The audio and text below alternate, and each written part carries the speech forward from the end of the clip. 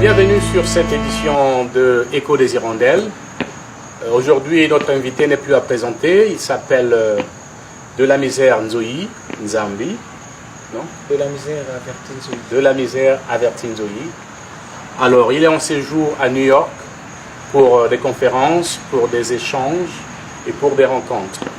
Il a pris un peu de son temps pour nous accorder cette interview aujourd'hui.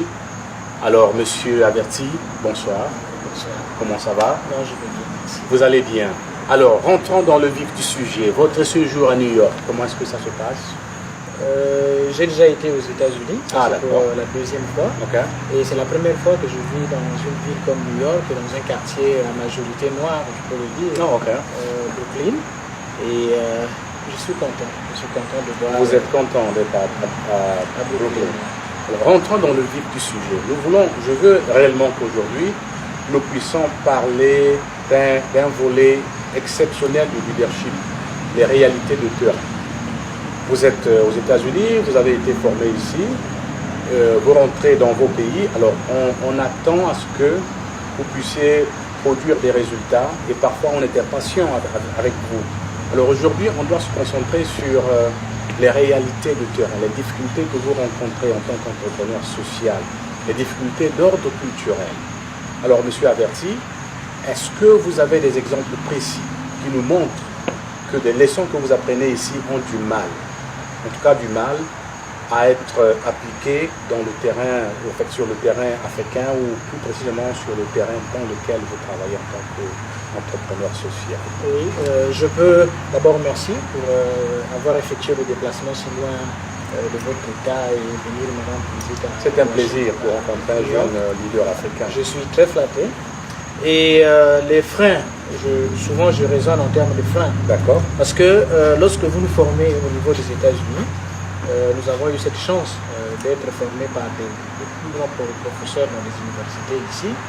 Et le plus souvent, on a du mal, vous l'avez dit vous-même, on a du mal à adapter ce qu'on apprend ici sur le terrain. Okay. Pourquoi? Parce que dans une classe avec un docteur d'université, il vous dit comment mobiliser les bénévoles. Vous imaginez le système du bénévolat, ce n'est pas vraiment dans la culture africaine, je peux dire, dans la culture congolaise.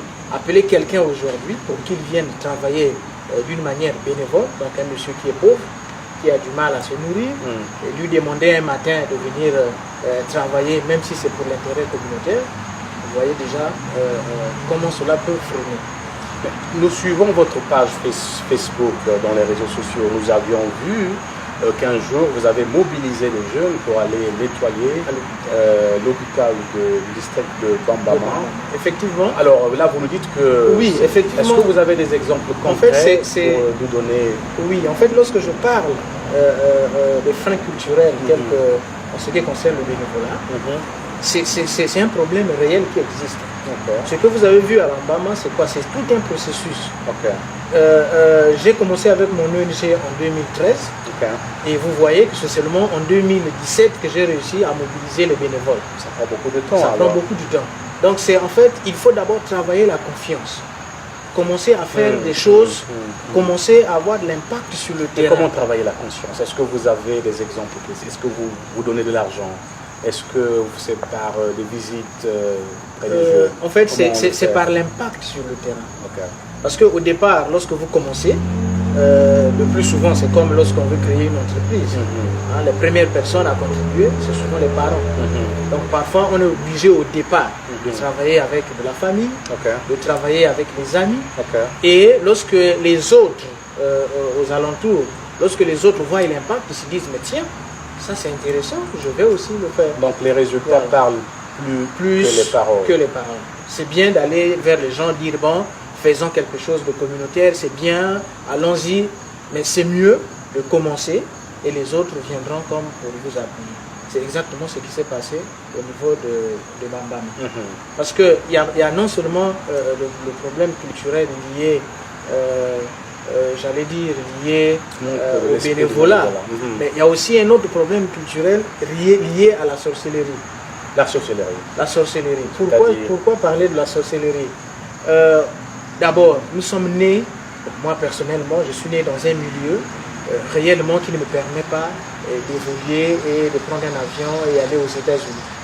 Voilà, j'ai grandi dans un petit village à 5 km de Bambama et j'ai appris à parler français à l'école, étant au CP1. Et vous voyez que l'environnement, normalement, ne me permettait pas de faire ce que je fais aujourd'hui. Et lorsque tu multiplies les efforts pour arriver à faire quelque chose, tout de suite les autres qui sont restés, ne comprenant pas exactement comment est-ce que vous avez fait pour arriver là, ils mettent sur cela directement dans le cadre de la sorcellerie. Est-ce qu'on peut dire que la réussite dans ces milieux est vite interprétée comme magique? Ce qui est normal, c'est le fait d'échouer. Je peux dire oui. Lorsque j'ai parlé de l'environnement tout de suite, je vous ai dit que cet environnement était préparé à l'échec. C'est-à-dire que lorsqu'un enfant évolue dans cet environnement-là, cet enfant est voué à l'échec.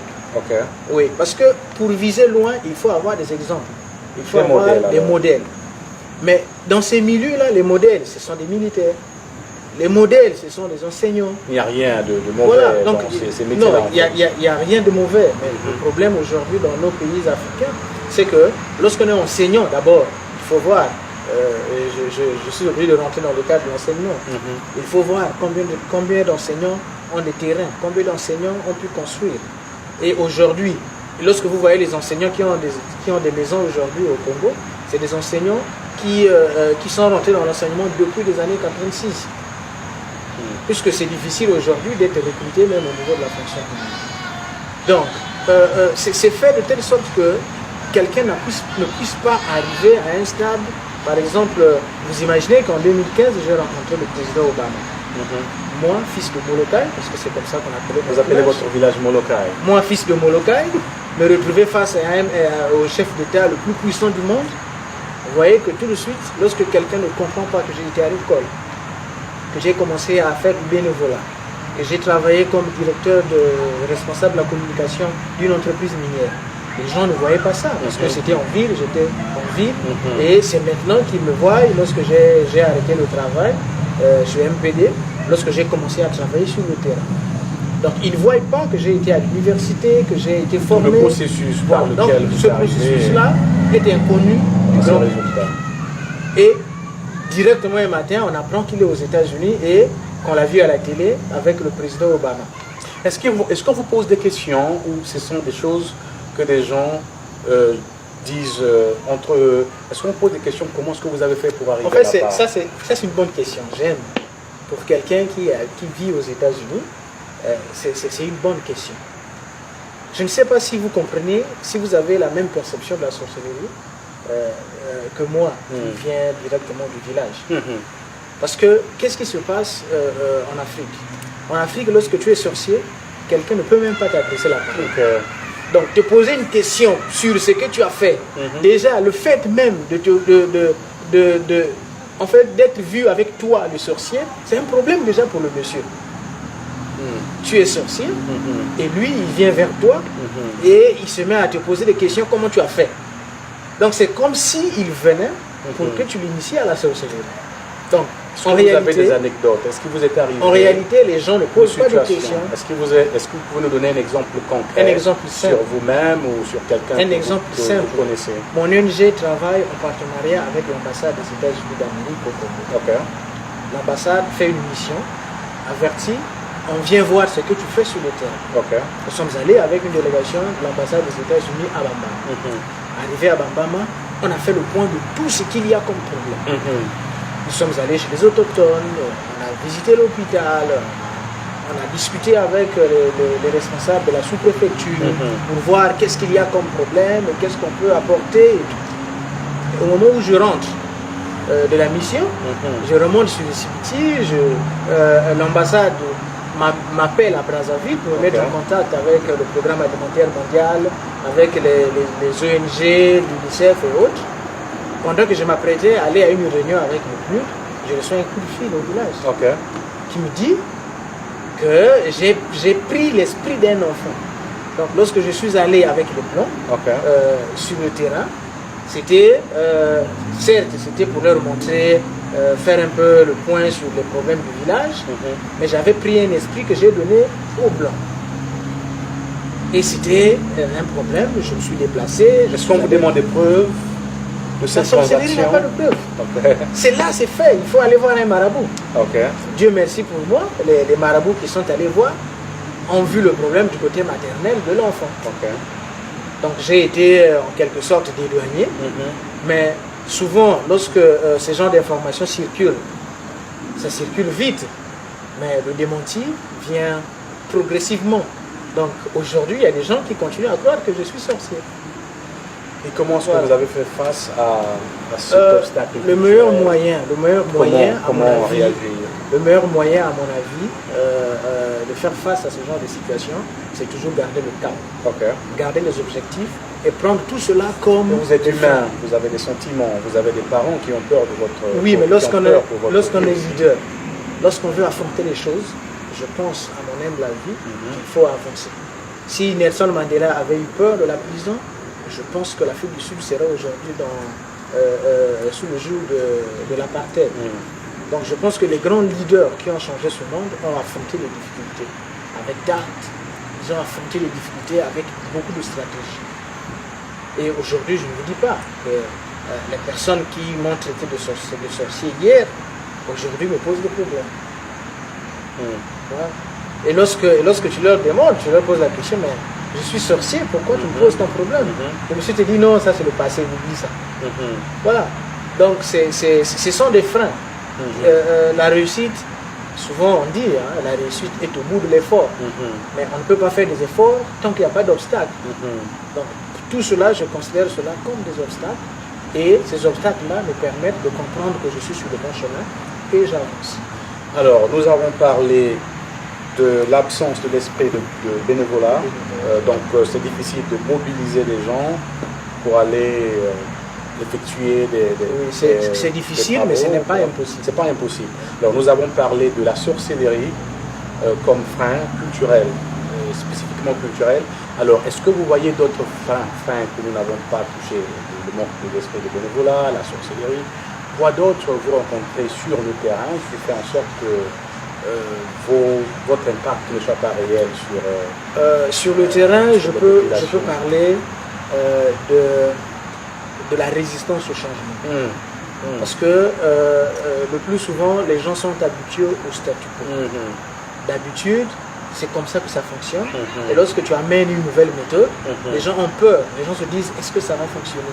Non, laissez tomber parce qu'on est habitué avec ça. Donc les gens sont tellement habitués au statu quo que lorsque tu amènes de nouvelles idées, tu apparais comme un extraterrestre. Et le plus souvent, les gens ne cherchent même pas à comprendre. Et c'est vraiment difficile d'amener une nouvelle idée sur le terrain. Voilà, donc je pense que il y a la sorcellerie, il y a la résistance au changement, c'est quelque chose qu'il faut souligner. Et il y a aussi le problème culturel lié à la sorcellerie. Alors, pour la sorcellerie, vous avez dit qu'il faut garder le cap. Pour le manque d'esprit de bénévolat, vous avez dit qu'il faut être patient, il faut construire le capital social, ça prend du temps. Alors, pour cet obstacle que vous appelez, vous, la résistance au changement, quelle stratégie pour l'entrepreneur social? Je pense que concernant la résistance au changement, la stratégie est la même. C'est laquelle? C'est être patient. Il faut toujours être patient. J'ai commencé avec les autochtones. Je me souviens en 2013, lorsque je suis allé rencontrer ce peuple pour parler d'éducation, j'ai été traité de voyou. J'ai été traité de politicien. Et je me souviens ce jour-là, je n'ai eu que 4 noms qui ont accepté d'aller à l'école. Rien que 4. Parce que, bon, un autochtone, c'est quelqu'un qui est habitué à se lever tous les matins, aller en forêt, chercher quelque chose à manger. Les enfants sont plus utiles dans la forêt qu'à l'école. Parce que chez nous, les Africains, l'enfant commence à être utile dès l'âge de 9 ans. Parce qu'à l'âge de 9 ans, l'enfant peut déjà aller prendre un 5 litres d'eau à la rivière et l'amener. Maintenant, vu qu'il y a manque de modèles, des modèles dans cette communauté, les parents ne voyaient pas l'importance d'envoyer les enfants à l'école. Et donc c'est, puisque je venais pour changer les choses, ne gardez plus vos enfants à la maison, ne les amenez plus en forêt, mais envoyez-les à l'école. c'est un changement que j'apporte. Mais tout de suite, j'ai été heurté non seulement par les enfants, mais par les parents qui ne voulaient pas. Mais j'ai insisté, j'ai pris les 4. J'ai envoyé à l'école avec les tracasseries qu'il y a autour. Il faut préparer la rentrée, payer les frais scolaires tous les mois. J'ai mis en place les programmes de motivation pour motiver les parents à chaque vacances. Donc avant de revenir à l'école, je faisais des petits cadeaux aux parents pour qu'ils envoient les enfants à l'école. Donc ça m'a pris un peu de temps et je suis passé de 4 élèves à 27 l'année prochaine et aujourd'hui, l'année passée, aujourd'hui nous sommes à 67 élèves autochtones. Wow. Et comme résultat, nous avons eu 4 admis au BPC, ce qui n'était jamais arrivé dans l'histoire de cette communauté. Pour la première fois qu'un autochtone du district de Bambama s'admette au BPC, c'était en 2015, et c'était grâce à notre rapport sur le terrain. Et aujourd'hui, nous avons 4 lycéens autochtones qui vont descendre sur le site parce que c'est à peine avant-hier que mon équipe sur le terrain est allée distribuer les kits scolaires et d'ici la fin de la semaine prochaine, ils vont monter sur CBT. Donc vous voyez que les deux premiers admis au BPC que j'ai amenés à CBT, que j'ai logé, que j'ai nourri pendant toute l'année, cet impact-là fait que les autres villages changent de mentalité. Ils se disent, oh, mais finalement, c'était pas mauvais. Et aujourd'hui, tout le monde s'implique. Et je vous informe que j'ai déjà reçu 3 coups de fil des autochtones qui ont abandonné l'école depuis, qui sont plus âgés que moi, qui aimeraient participer au BPC cette année comme candidat libre. Excellent. Donc vous voyez que si la première année, au moment où je partais, les parents m'ont insulté, les parents m'ont traité de politicien, les parents m'ont traité de voyou, de tous les mots, si j'avais abandonné, on n'aurait jamais eu un admis au BPC au niveau des autochtones de Bambam. J'ai gardé ma patience, j'ai multiplié les stratégies et j'ai avancé malgré les difficultés. Et aujourd'hui, si je me retrouve aujourd'hui à New York, c'est effectivement par rapport à ces résultats-là. Et il y a des gens ici au niveau des États-Unis qui veulent comprendre exactement qu'est-ce qui s'est passé pour que dans l'espace de 4 ans, que nous ayons les résultats que vous avez aujourd'hui. Nous avons une question un peu technique. Aux États-Unis, nous jouons un peu le rôle de traducteur culturel, de pont entre vous, jeunes leaders africains, et vos partenaires américains qui ont parfois des difficultés à comprendre ce volet culturel. Alors, si vous avez un message pour ces partenaires, parfois on nous dit qu'ils sont impatients, ils sont exigeants, ils demandent un peu trop parfois. Alors, quel message vous avez à l'endroit de ces partenaires? Il est simple. Mon message aujourd'hui, c'est de dire à ces partenaires qu'ils voient. Je suis convaincu que depuis que le programme IALI a commencé, nous voyons l'impact sur le terrain. Il y a des jeunes qui travaillent, il y a des jeunes qui font des exploits sur le terrain, malgré ces difficultés-là. Donc le message que je peux passer aujourd'hui, c'est celui de la patience. Je souhaite vraiment que les partenaires soient patients, que les partenaires essaient de faire des efforts de comprendre, parce que nous n'avons pas les mêmes réalités, et que chez nous, les résultats, quelque chose qu'on peut faire aujourd'hui et aboutir à un résultat demain, chez nous, il faudra multiplier les jours. Donc, il faut être patient, leur dire que nous sommes en train de travailler et que nous sommes conscients. Nous sommes conscients que le développement de l'Afrique ne viendra pas d'ailleurs. Le développement de l'Afrique nous concerne. Et aujourd'hui, nous sommes en train de travailler. Nous souhaitons qu'ils continuent à nous appuyer, qu'ils continuent à nous faire confiance, qu'ils continuent à nous ouvrir des opportunités afin que nous puissions nous armer des armes nécessaires pour nous permettre d'amener l'Afrique vers le développement. Parce que je crois à l'essor de l'Afrique, je crois au développement de l'Afrique, et je pense que la jeunesse aujourd'hui, nous pouvons changer les choses si nous voulons. Excellent. Donc ce qu'il faut, ce que nous, jeunesse, aujourd'hui, nous devons faire, c'est nous battre à faire quelque chose. Aussi petit que soit-elle, aussi petit que soit la chose qu'on peut faire, nous aimerons, et je souhaite personnellement que tout jeune soit capable de faire quelque chose, parce que c'est en multipliant des petites choses qu'on arrive au grand. Et le problème de langue, est-ce que vous avez sur place à Brazzaville des jeunes qui s'intéressent désormais à l'anglais? Oui, nous se pose un sérieux problème.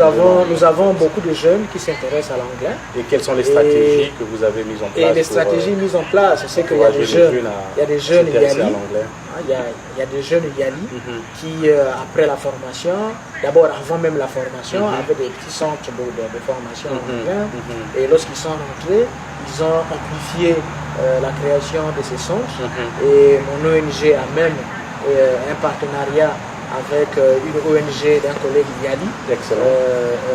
L'ONG s'appelle Butterfly.